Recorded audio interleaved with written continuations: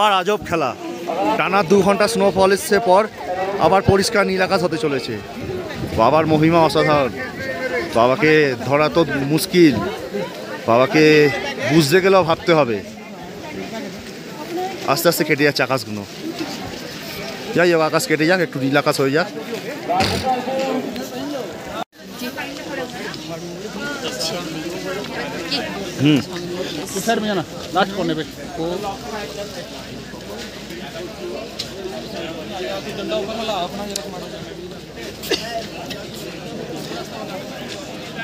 স্নোফলের পর আস্তে আস্তে মেঘ সরে যাচ্ছে,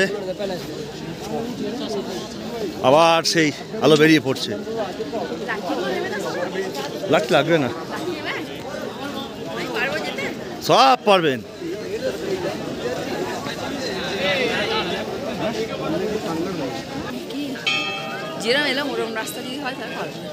এটা একবারে চড়াই, এটা একবারে না উঠতে হবে। হ্যাঁ